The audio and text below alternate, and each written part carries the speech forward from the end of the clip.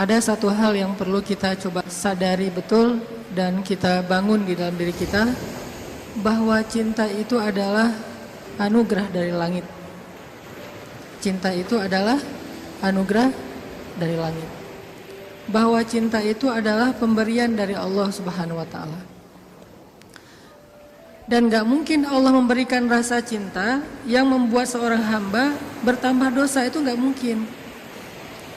Yang menambah dosa, yang menambah kejauhan kita dari Allah Subhanahu wa taala pasti bukan cinta.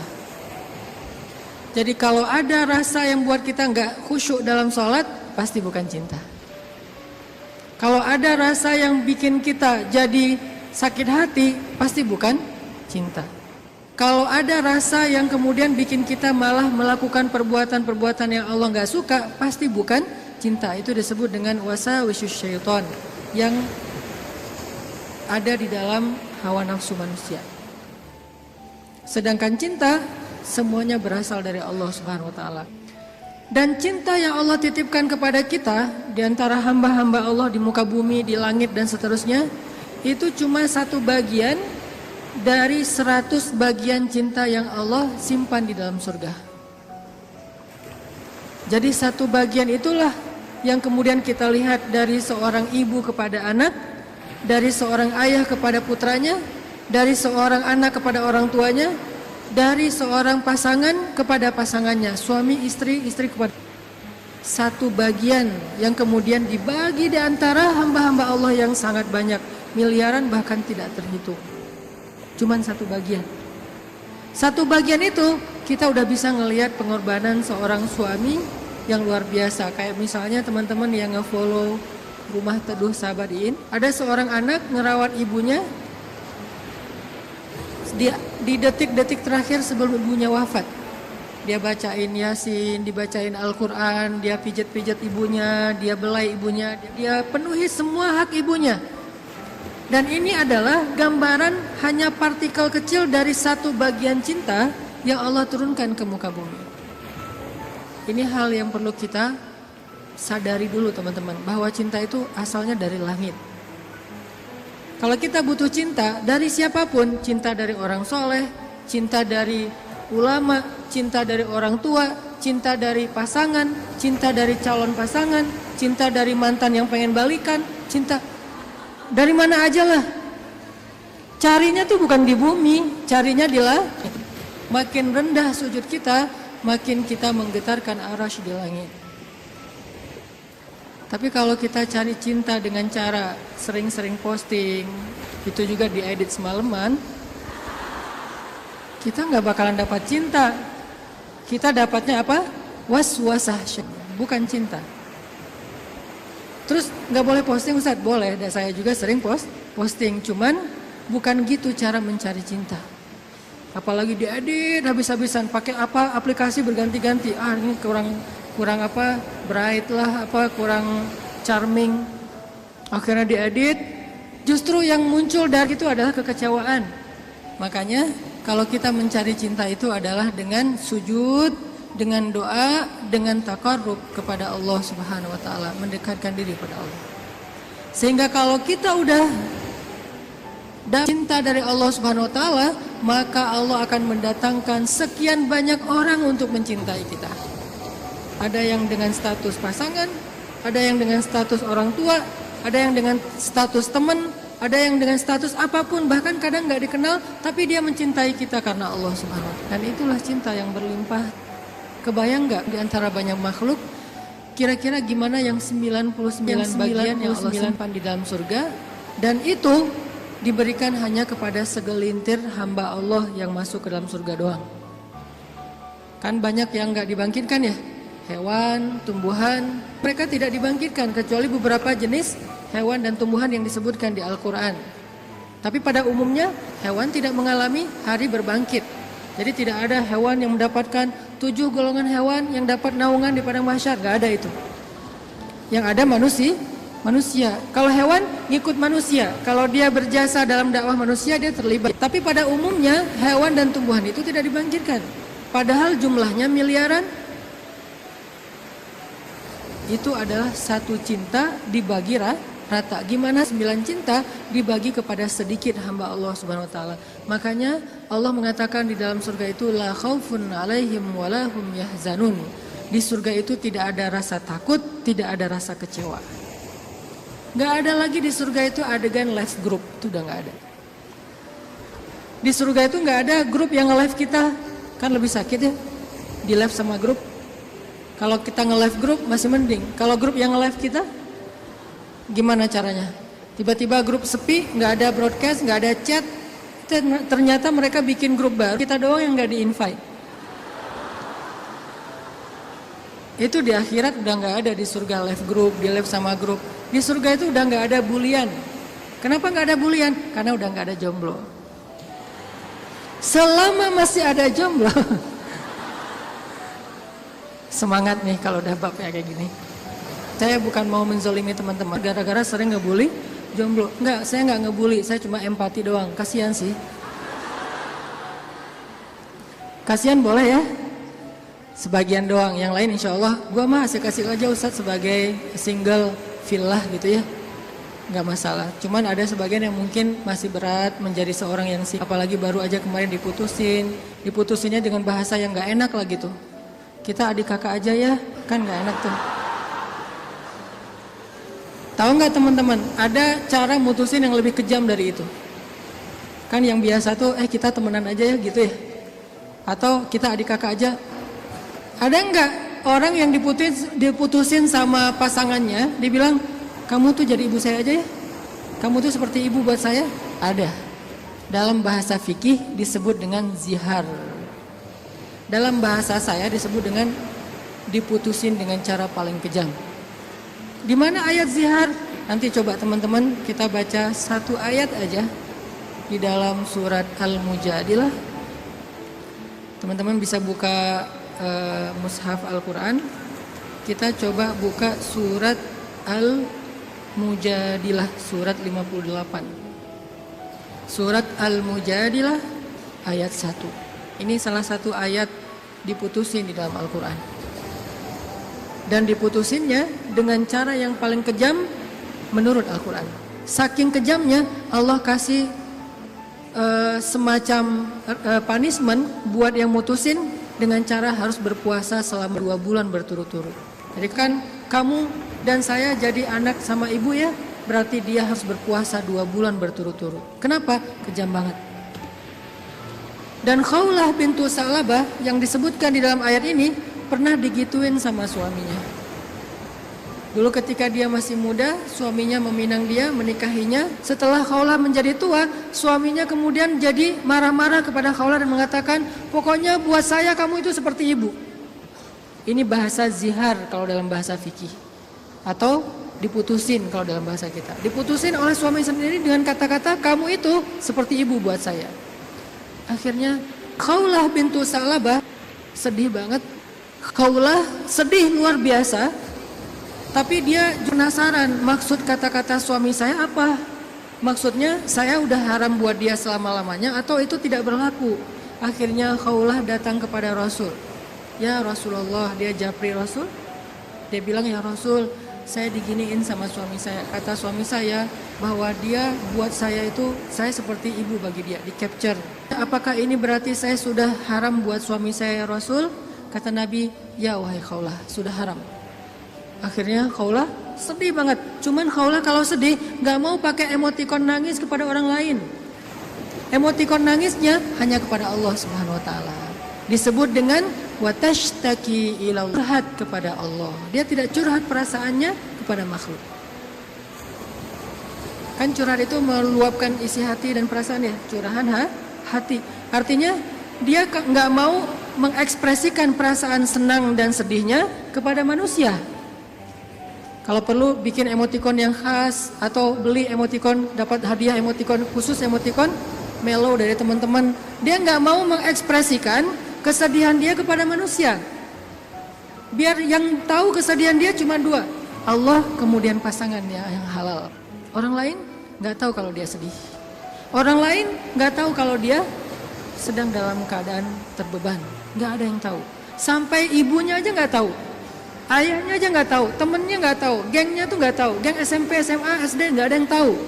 Sehingga satu-satunya yang tahu perasaan Khawlah yang luar biasa terpukul, terlukanya luar biasa, cuman Allah Subhanahu wa taala.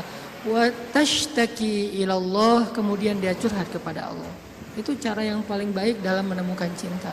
Ketika cinta itu mulai flat, ketika cinta itu mulai nggak ada rasanya, maka menumbuhkan kembali cinta itu dengan cara wa tashtaki ilallah. Gini caranya. Bukan gini. Tapi hal yang paling baik untuk dia lakukan kalau dia pengen merefresh cintanya, menambah rasa cinta, dan itu nggak hanya berlaku untuk pasangan, berlaku juga untuk teman, cinta karena Allah, berlaku juga kepada guru, berlaku juga kepada orang tua, berlaku kepada anak. Kalau kita ngerasa cinta kita mulai garing nih, mulai rasanya tuh hambar, maka yang kita lakukan wa tashtaki ilallah, minta kepada Allah Subhanahu wa taala. Karena dialah yang Allah titipkan, yang Allah kirimkan dalam hidup kita untuk kita luahkan semua rasa. Rasa bahagia, rasa cinta, rasa sedih, rasa kecewa. Semua ke dia, bukan ke orang lain. Kalau kita punya pasangan tapi rasa itu diungkapkan kepada orang lain, maka kita mencurangi pasangan kita. Kita punya pasangan tapi curhatnya ke orang, jadilah TTM ya.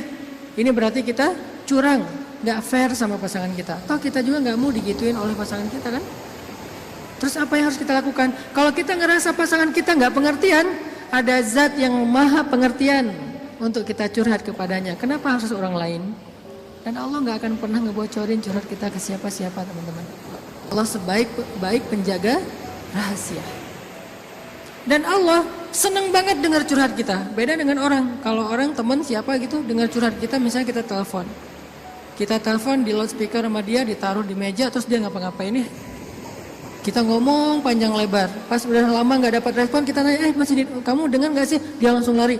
Ada yang lebih parah lagi tuh, bukan cuma di loudspeaker, kita baru mulai curhat, dia balik curhat. Aku habis dimarahin sama suami aku. Wah, laki-laki itu memang kayak gitu. Gue juga tiap hari dimarahin. Tahu nggak gimana cara dimarahin? Panjang tuh. Akhirnya malah dia yang curhat. Kita curhat, dia jadi dapat banyak info, akhirnya dia nikung. Oh, parah banget ya. Pernah ditikung sama teman curhat? Ada sahabat Nabi yang pernah ditikung. Ditikung fisabilillah. Namanya Abu Darda. Abu Darda, temenin aku dong. Ngapain? Ngelamar seorang perempuan, seorang cewek. Soleha, hafizah, cantik, terpelajar. Kayaknya nih calon makmum ideal banget. Kenapa ideal? Yang salah baca ketika sholat dia bisa benerin.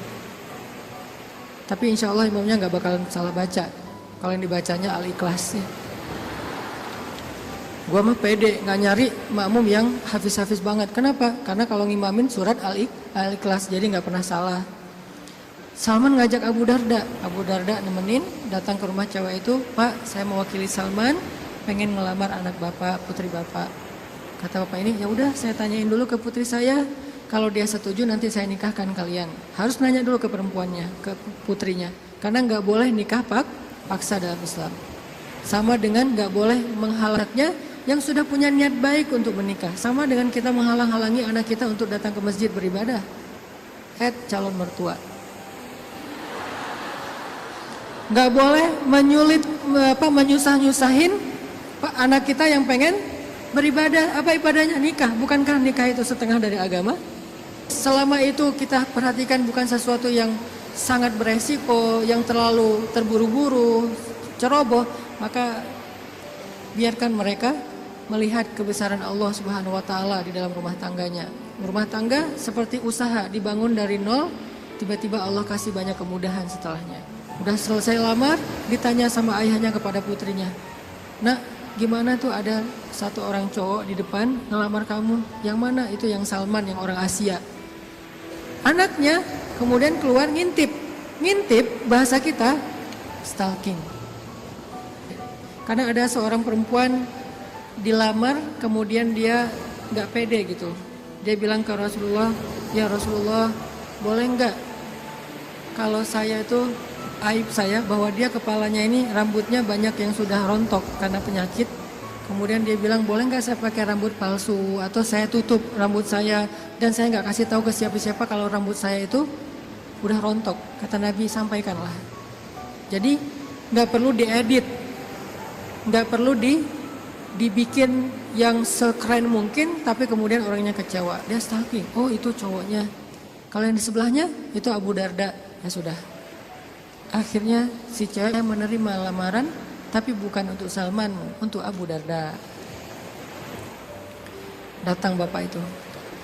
Alhamdulillah saya udah bicara dengan anak saya. Oh gimana Pak, Salman udah deg-degan gitu. Sabar ya Salman, ternyata anak saya belum berkenan untuk menikah dengan Salman. Oh nggak apa-apa Pak. Cuman anak saya ternyata ridho menikah. Oh apa-apa. Jadi nggak enak hati gitu kan. Aduh Salman, ini bukan saya loh yang minta, kan tadi kamu dengarkan saya ngomong apa. Kata Salman, udah biasa aja kali Abu Darda. Tapi saya nggak mau nikung kamu. Udah nggak apa-apa. Kan Allah menciptakan kita berpasang-pasangan. Masing-masing udah ada takdirnya. Akhirnya Abu Darda nggak enak banget. Si bapak juga terlalu vulgar. Harusnya kan biarin dulu mereka pulang di Japri ya. Abu Darda balik kan bisa ya. Abu Darda ditelepon gitu balik, mau ada yang diobrolin. Kenapa di depan Salman? Sehingga Salman jadi sedih. Enggak, ternyata mereka paham. Cinta mereka itu karena Allah Subhanahu wa taala. Kalau belum berjodoh berarti emang bukan itu cintanya. Dan mereka tidak akan memberikan hatinya karena hati itu satu-satunya organ di datu yang paling berharga, dan dia nggak akan ngasih kecuali kepada orang yang sudah berakad. Saya terima nikahnya, dan kemudian dikatakan oleh saksi sah. Kecuali saksinya mantan, itu nggak bakalan sah. Saya terima nikahnya. Gimana saksi? Belum. Oh ya, ulangi lagi. Udah 100 kali, belum aja. Kenapa? Saksi nggak bisa move on. Yang lebih berat tuh bukan saksinya yang mantan, KUA-nya yang mantan. Tuh parah tuh. Ini kenapa ya persyaratan nggak ada yang lengkap ya? Semuanya persyaratan kurang aja gara-gara KUA-nya adalah mantan. Nauzubillah ya. Kan pernah viral tuh di Instagram yang seseorang ngelakuin kriminal kemudian disidang. Kebayang gak sih pas lagi disidang gitu ternyata ketua majelis hakimnya itu mantan kita. Wah, jadi kamu setelah putus dari aku jadi gini? Iya, aku gak bisa hidup lagi tanpa kamu. Ya udah apa? Kamu saya vonis menikah dengan saya. Gak penting juga. Nah akhirnya kita balik lagi ke cerita Khawlah. Khawlah curhat kepada Allah. Ketika ada masalah, Khawlah bilang, ya Rabbi ilahi. Dia curhat, dia nangis, dia habis-habisan hanya di hadapan Allah saja. Ketika di hadapan manusia, dia nggak mau menunjukin dirinya lelah di hadapan manusia.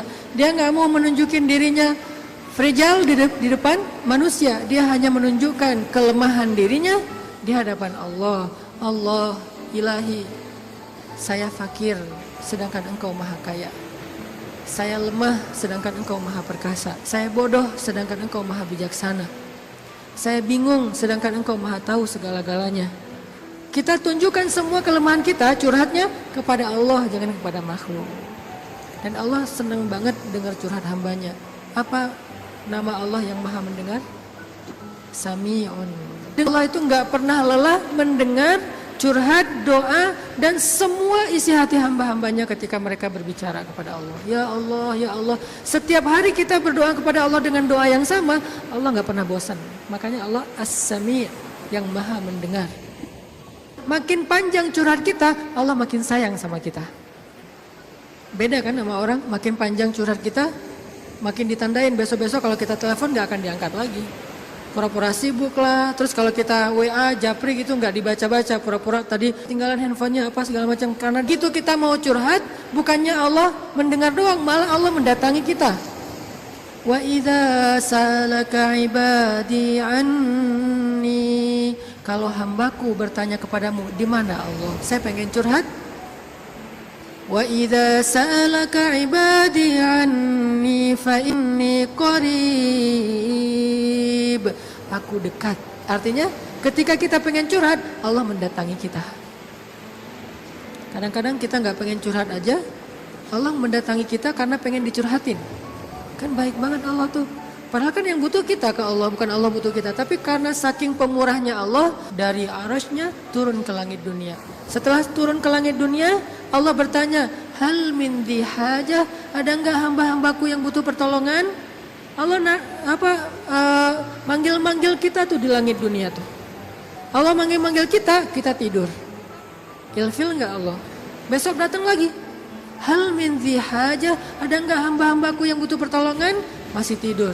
Ilfil enggak, besok datang lagi, dan itu berlaku dari sejak Allah menciptakan manusia sampai hari kiamat.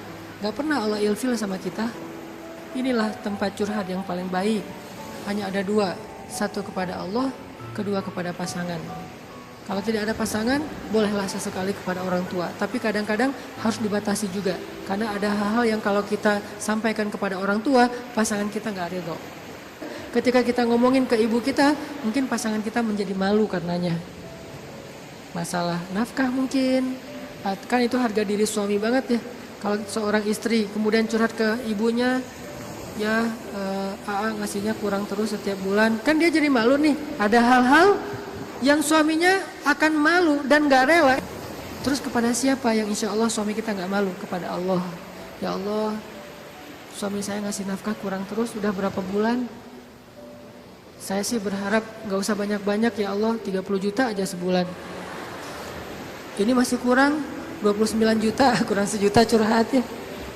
Karena suami kita juga curhatnya ke Allah. Ya Allah, saya pengen nambahin nafkah buat istri saya. Ya Allah, ya Allah, ya Allah. Dua-duanya curhat nih. Kalau perlu curhatnya sambil pegangan tangan, kan seru tuh. Coba kalau masih sendiri, pegangan tangan siapa? Gini-gini. Mana ya tangan? Kalau sholat tahajud berdua sama sendiri. Kalau sendiri, yang banguninnya alarm. Nggak enak banget tuh. Ring, apa sih? Tapi kalau udah berpasangan, yang banguninnya suara lembut. Kang, bangun. Akhirnya makin tidur. Ini tapi bukan fikih ya. Ini iseng-isengan saya doang nanya ke istri saya. Yang. Kalau kita sholat tuh boleh gak sih gandengan? Istri saya nanya, gandengan gimana? Jadi kita tengah malam tuh nanya-nanya kayak gituan. Gandengan gimana? Gini, jadi kita takbir terus. Boleh gak sih kayak gitu? Nanya ya. Tapi kalau deketan boleh kan? Boleh. Ya udah deketan lagi dong. Lagi bisa. Bisa nggak ngomong kayak gitu ke teman kos-kosan? Deket lagi dong. Bahaya. Makanya teman-teman curhat sama Allah SWT. Analogi dan contoh kasusnya mungkin masalah cinta dengan pasangan ya. Tapi moral of the story-nya tuh bisa kita pakai dalam apa aja. Karena kita punya masalah bukan cuma dengan pasangan, bukan cuma dengan teman, tapi kita punya masalah dalam pekerjaan, dalam apa aja. Pokoknya mau curhat ke langit. Karena Allah selalu menunggu kita curhat. Yang di seluruh bumi juga makhluk-makhluk Allah selain jin dan manusia, setiap hari berdoa kepada Allah. Masa kita nggak mau berdoa? Kulla yaumin huwa fi sya'n wa la ya'uduhu hifdzuhuma. Curhat sama Allah. Akhirnya Khawlah udah selesai datang ke Nabi. Kalau bahasa kita kayak ngejapri ke Nabi gitu. Nabi bilang, kamu sama suami kamu sudah haram selama-lamanya. Karena zihar itu adalah tradisi Arab Jahiliyah. Kamu buat saya seperti ibu. Itu tradisi Arab Jahiliyah yang gak baik banget. Sangat-sangat tidak adil kepada perempuan.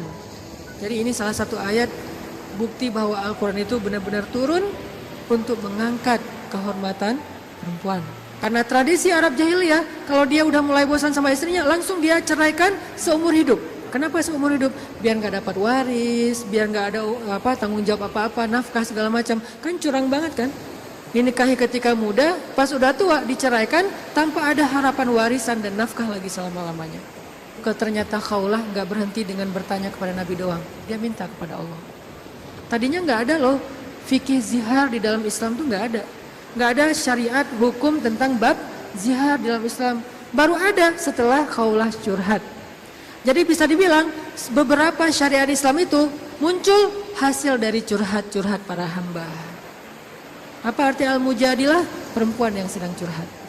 Ini surat curhat di dalam Al-Quran. Akhirnya turun ayat, Allah sudah mendengar pembicaraan kalian berdua. Allah tahu banget isi japri-japrian kalian. Kemudian Allah mengatakan zihar itu adalah dosa besar. Dan orang yang melakukan zihar tidak berlaku untuk istrinya.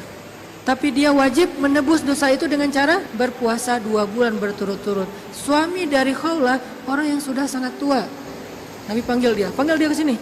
Akhirnya sahabat nyari-nyari dia, dipanggil ke rumah Nabi. Kemudian Nabi mengatakan, sudah turun ayat tentang masalah kamu dengan Khawlah. Allah nggak redha dengan apa yang kamu lakukan kepada Khawlah. Akhirnya dia dimarahin sama Nabi. Kemudian dia mengatakan, ya Rasulullah, saya sadar, saya insaf, saya taubat. Terus gimana menebusnya ya Rasul? Kata Nabi, berpuasalah 2 bulan berturut-turut. Dia bingung. Rasul, saya ini laki-laki yang sudah tua. Jangankan 2 bulan berturut-turut, sehari aja batal. Nggak boleh batal sehari aja, nggak boleh. Kalau batal sehari, nggak bisa besok dilanjutkan, nggak bisa. Langsung mulai dari nol. Ya Rasul, saya puasa sehari aja nggak kuat, gimana 2 bulan? Rasul mengelus dada kemudian mengatakan, ya udah kalau gitu beri makan 60 orang miskin. Ya Rasul, nggak ada orang yang lebih miskin di daerah sini daripada saya. Akhirnya Nabi ngambil beberapa karung korma, dikasih ke dia, ngasih makan ini untuk keluargamu. Ini juga menjadi dalil gimana Islam itu agama yang sangat-sangat toleran. Allah pengen memudahkan kalian, Allah nggak pengen menyusahkan kalian. Semua syariat Islam itu adalah memudahkan kita, nggak ada yang menyusahkan kita. Semua syariat Islam itu gampang, simple, mudah, nggak ada yang susah. Salah satunya adalah menikah, itu mudah banget. Mana Ustadz? Buktinya masih banyak yang masih sing. Berarti bukan Allah yang menyusahkan pernikahan, calon mertua tuh.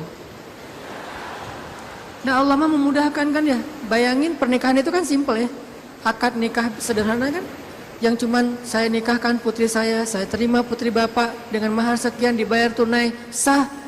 Akhirnya berubahlah status, berduaan apalagi dan seterusnya apalagi dosa aja isinya. Sekarang berubah. Memandang aja berpahala. Apalagi ya memandang aja berpahala. Kebayang gak tuh? Memandang pasangan itu sama kayak memandang Ka'bah. Duduk sambil ngeliatin Ka'bah itu pahalanya kayak 2 rakaat sholat loh. Sholat mutlak.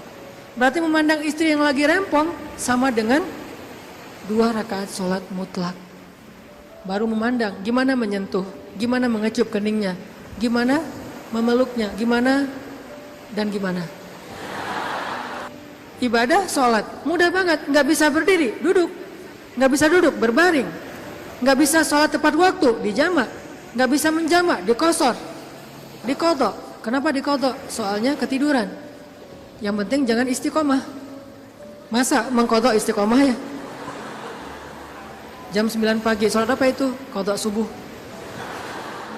Sekalian dijamak dengan duha. Istiqomah udah setahun kayak gitu. Nah ini.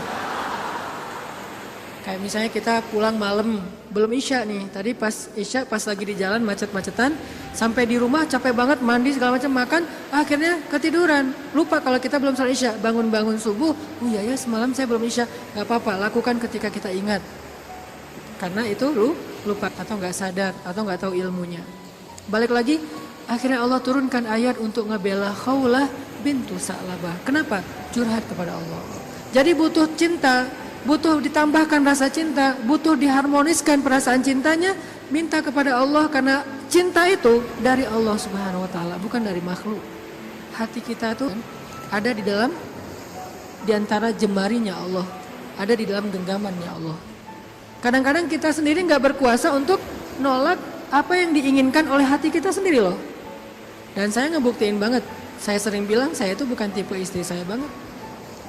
Ada 4 hal yang istri saya nggak mau, 4-4-nya ada di saya. Ketika sebelum ketemu saya, pokoknya saya nggak mau ini. Aduh, nggak mau banget deh, nggak banget deh. Makanya jangan gampang nyumpahin ya. Nanti malah dikasih seperti yang kita sebutin. 4 hal yang saya nggak pengen banget ada suami saya yang 4 ini. Ternyata pada diri saya ada 4-4-nya. Ya Allah, tundukkanlah hatinya untukku, ditundukkan. Kok saya nggak bisa nolak kamu? Ya. Kuat-kuatan doa kan? Dia berdoa, ya Allah please jangan orang itu. Ya Allah please yang dia. Kuat-kuatan doa. Ya Allah jangan orang itu please, jangan orang itu. Ya Allah please dia aja, jangan yang lain. Ustadz dilawan ya. Doa. Jadi minta sama Allah itu gampang banget loh. Hidup kita tuh cuma masalahnya cuma gini doang. Buat saya hidup saya itu modalnya bukan duit, bukan teman, walaupun itu semuanya penting dan berharga, tapi modal paling penting dalam hidup saya itu ini. Makanya saya nggak mau sama sekali menggadaikan doa dengan makanan yang syubhat dan haram, nggak mau saya. Misalnya jalan ke luar negeri kayak kemarin New Zealand, Jepang yang bukan yang muslimnya minoritas kan susah nyari makanan halal tuh. Mending lapar daripada saya akhirnya mencari-cari alasan, ini kan darurat kan udah nggak ada pilihan segala macam. Ini kan makannya ikan tapi kan satu minyak dengan makanan yang nggak halal. KFC kalau di luar negeri itu halal. Mungkin kalau di Singapura McD KFC-nya udah ada label halal. Tapi kalau di beberapa negara yang lain nggak ada label halal. Walaupun ayam kan bukan babi Ustaz, bukan pork. Tapi kan dia nggak disembelih dengan nama Allah. Saya nggak mau. Pengen ngerasain gimana ya rasanya ayam goreng di mana gitu, ayam kriuk di mana, dia beda dengan di Indonesia. Tapi kan itu bahayanya bukan masalah hal haram, menggadaikan doa kita. Begitu kita makan, kenyangnya cuma sebentar, nanti juga udah lapar lagi, tapi doa kita ditolak 40 hari, 40 malam. Dimana kalau pas lagi di luar negeri, terus kita ada masalah di imigrasi, pas di bandara, kita berdoa gimana cara Allah akan mengabulkan. Kenapa? Modal kita dalam hidup tuh doa banget tuh. Saya ngerasa banget banyak keajaiban dalam hidup gara-gara berdoa. Bukan berarti saya udah soleh ya, bukan. Allah yang maha baik. Minta, ya Allah saya lagi butuh ini. Jadi duit kita teman-teman ada di sisi Allah. Jadi gak usah khawatir, tinggal minta. Teman-teman khawatir gak nyimpan duit di bank? Gak khawatir kan? Uang ada di bank 1M. Tenang kan? Kenapa kok tenang nitip uang 1M kepada manusia, tapi gak tenang menitipkan harta itu kepada Allah? Ini gak fair nih imannya nih. Kalau Allah lebih dahsyat daripada kartu dan buku rekening apa? Allah tidak pernah ingkar janji. La yukhliful mi'ad. Allah lah yang memberi kalian rezeki. Allah lah yang menjamin untuk kalian hidup. Sehingga buat saya pribadi, saya tuh orang kaya. Uangnya di mana Ustaz? Di Allah. Saya tuh orang kaya, punya banyak aset. Mana asetnya? Allah yang tahu. Saya nggak tahu, tapi Allah tahu. Kan gitu kan, sederhana sebetulnya, gampang banget. Duit ada di Allah. Sama kayak orang bilang, saya banyak duit, alhamdulillah sekarang ada beberapa ratus juta. Di mana? Di bank. Aman? Enggak. Walaupun kita merasa nyaman, tapi enggak aman. Kalau di Allah, kita enggak merasa nyaman, padahal itu yang paling aman. Tapi kan enggak ada wujudnya Ustaz. Emang di bank ada wujudnya? Tapi kan enggak ada bukti apa-apa segala macam. Apakah Allah pernah ingkar janji? Enggak pernah. Tapi nariknya gimana Ustaz? Kalau ke bank kita tinggal datang ke tellernya, kita minta. Kalau ke Allah lebih gampang, nggak perlu macet-macetan ke teller, nggak perlu ngambil nomor antri, tinggal gini doang. Lebih mudah. Nggak ada tapi untuk Allah. Tapi itu hanya berlaku buat kita. Sebaik apapun kita ada tapinya. Tapi kan dia juga manusia. Minimal. Kalau nggak, tapi kan dia nggak jujur. Tapi kan dia jahat. Tapi kan dia curang. Kalau dia orang baik, tapi kan dia manusia. Tetap ada kurangnya kan? Kalau Allah nggak ada tapinya. Allah nggak akan memberikan harta karena kekurangan. Allah maha kaya. Allah terlalu sibuk. Allah maha kuasa. Allah nggak dengar. Allah maha mendengar. Allah misalnya nggak melihat. Allah maha menyaksikan. Apa sih yang kita persoalkan dari Allah? Tinggal gini doang. Tapi saya udah sering gini nggak didengar sama Allah. Berarti kita nggak punya kontrak. Kontrak itu udah kita batalin dengan makanan yang haram. Kontrak itu udah kita batalin dengan memutuskan silaturahim. Kontrak itu udah kita batalin dengan berburuk sangka kepada Allah. Itu kan yang membatalkan kontrak. Begitu kita berburuk sangka kepada Allah, apa sih maunya Allah nih? Ya Allah, please tolong saya dong. Tapi ngomongnya apa sih maunya? Allah, batal kontraknya. Harusnya kita mengatakan, ya Allah, bantu saya ya Allah. Saya yakin tidak ada sesuatu yang sia-sia dari takdirmu. Kita berbaik sangka kepada Allah, maka Allah pasti akan menunaikan janji. Wa aufu bi ahdi, ufi bi ahdikum. Tunaikan janji kalian kepada aku tunaikan janji aku kepada kalian. Modal itu doa banget, teman-teman. Doa banget. Cinta, mau dapat sahabat, mau dapat pasangan, mau dapat kasih sayang orang tua, mau dapat doa dari orang-orang soleh, mau dapat rezeki yang berkah, mau dapat terutama cinta dari Allah. Caranya adalah menengadahlah ke langit, bukan ke bumi. Sujudlah di bumi, lalu memintalah ke langit. Maka Allah Subhanahu Wa Taala akan melimpahi kita dengan rasa. Tinggal kita yakin aja sama Allah. Masalah yakin inilah yang membuat kita kadang-kadang jadi harus menunggu. Menunggu keajaiban dari Allah tergantung tingkat keraguan. Makin besar ragu kita, makin lama kita menunggu datangnya pertolongan Allah. Makin kuat keyakinan kita, makin cepat datangnya pertolongan Allah. Orangnya soleh banget, imannya pasti kuat tuh. Tapi dia belum ditolong aja sama Allah. Nah, berarti kita belum paham cara Allah menolong kita. Allah nolong kita itu dengan dua cara, teman-teman. Pertama, pertolongan UGD. Apa yang dilakukan Allah? Allah akan menolong hati kita terlebih dahulu. Bukan masalah kita diangkat, hatinya yang dikuatkan. Itu pertolongan Allah. Tapi diuji oleh Allah dengan sakit, dengan kemiskinan. Kok Allah nggak mendengar doa dia? Nggak, Allah mendengar doa dia.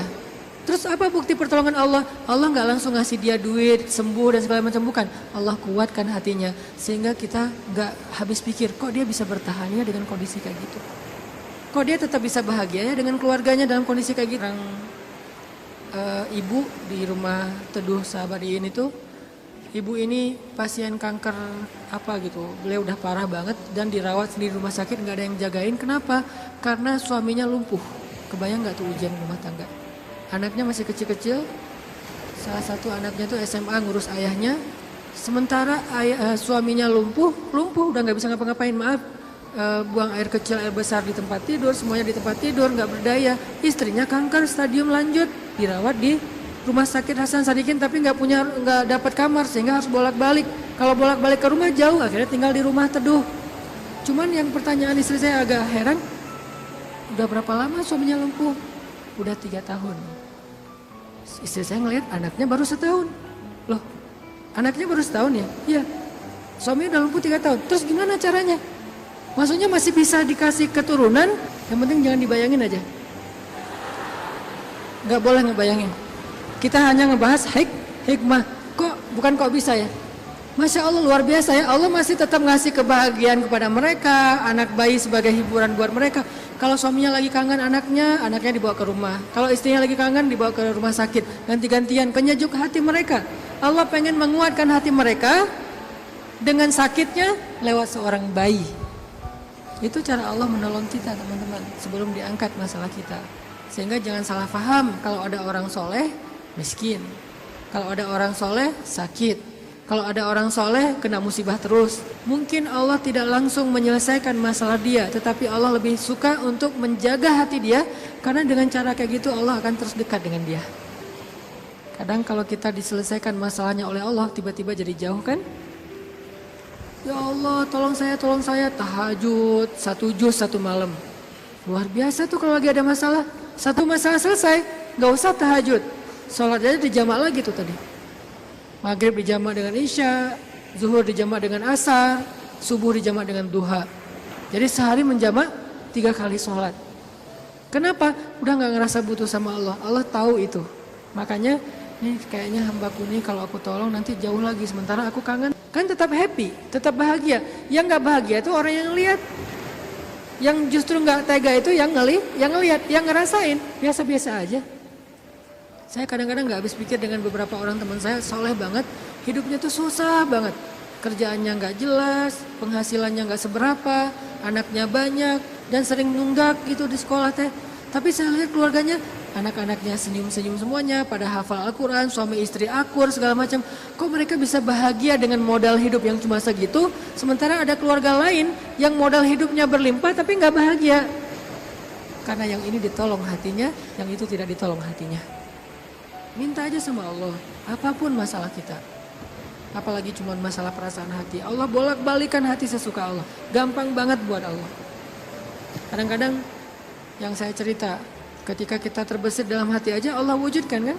Kayak ada seorang ibu di Dumai, cuman terbesit di hati gak ngomong loh. Tiba-tiba saya kepikiran, pengen ke Dumai Kenapa Ustaz? Gak tahu, pengen aja ke Dumai. Akhirnya kita ngumpulin tuh daftar yang ngundang di seluruh Indonesia, terus kita yang nentuin mau kemana. Ke Dumai Akhirnya nentuin beli tiket ke Dumai, walaupun sebetulnya jadwalnya tuh rush banget loh. Jadi jadwalnya tuh sangat padat, tapi bela-belain ke Dumai. Kenapa? Allah yang menuntun hati saya, menggerakkan hati saya untuk datang ke Dumai.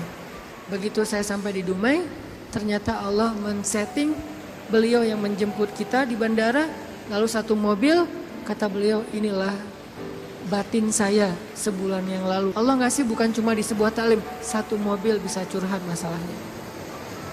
Bukan saya soleh, bukan, dianya yang solehah. Allah yang maha baik. Dan kita bisa banget. Jadi kalau orang bisa datang ke kita lewat doa, berarti jodoh juga bisa datang ke kita lewat doa. Tinggal kuat-kuatin aja doanya kayak tadi. Saya pernah satu raudhah dengan seorang calon pejabat ya. satu raudhah, dia lagi umroh, saya juga lagi umroh. Kita satu karpet hijau tuh raudhah. Kebenaran saya tahu beliau dan gak setuju dia menjabat karena banyak mudaratnya daripada manfaat. Dan saya tahu karena mau menjabat waktu itu, dan saya tebak-tebak aja nih kayaknya doanya supaya dia dipilih nih. Dia doa di sebelah saya juga doa di sebelah dia. Saya doanya pas dengerin kayaknya khusyuk banget doanya, nangis-nangis itu. Ya Allah, tolong jangan kabulkan doa orang di sebelah. Karena mudaratnya lebih banyak, saya nggak rela banget dia yang berkuasa karena bahaya banget. Jelas doa itu yang paling luar biasa. Sama kayak kita menjalani hidup, ada masalah dikit tinggal gini kan. Sama kayak kita ada asuransi, ada masalah dikit tinggal klaim. Cuman ngeklaim asuransi kan lama nih. Kita harus bayar 200.000 dulu, kita harus ada prosesnya dulu. Kalau ke Allah, kenapa kita ngeluh? Kok lama banget ya Allah, kok lama banget? Enggak, kalau kita yakin akad kita dengan Allah di sini. Makin kuat di sini, makin cepat Allah menolong kita, dan itu ajaib banget. Saya nolak kalau misalnya Allah mau mendatangkan sesuatu dalam hidup saya, gimana pun ditolak tetap akan datang, tetap akan ketemu. Alam yajidka yatiman fa'awah wa wajadaka dhallan fahada wa wajadaka ailan fa'aghna. Itu yang jadi modal kita. Bukankah dulu kita pernah ngalamin masa-masa sendiri kemudian Allah beri kita keluarga, masa-masa ketika kita bingung Allah beri kita petunjuk. Fa'ammal yatima fala taqhar wa ammas sa'ila fala tanhar wa amma bi ni'mati rabbika fahaddis. Apa maksud wa amma bi ni'mati rabbika fahaddis? Nikmat Tuhanmu itu dibicarakan. Maksudnya apa? Untuk membuat kita makin yakin sama Allah. Ya, dulu kan Allah pernah nolong kita. Dulu kita pernah lapar, Allah yang beri kita makan. Dulu kita pernah bingung di sebuah kota mau kemana, Allah kasih kita tempat tinggal. Dulu kita pernah bingung sendiri, Allah kesepian sendiri, Allah kasih kita keluarga. Itu yang dibahas untuk tajdidul iman, memperkuat iman kita kepada Allah SWT. Jadi kesimpulannya teman-teman, bahwa kita butuh apa aja mintalah sama Allah, termasuk cinta. Jangan begging kepada manusia, karena itu akan menjatuhkan harga diri kita. Kalau mau begging, mengemislah kepada Allah Subhanahu wa taala. Makin kita mengemis kepada Allah, makin Allah angkat derajat kita. Makin mengemis makin mulia. Kalau ke manusia makin mengemis makin hina. Mudah-mudahan ini menjadi booster buat kita, bukan hanya dalam masalah pernikahan, tapi juga dalam semua masalah hidup kita. Dan la tahzan, innallaha ma'ana. Gak usah khawatir, jangan sedih, jangan putus asa. Allah itu selalu bersama kita. Kenapa kita tidak mengandalkan ini dalam hidup kita?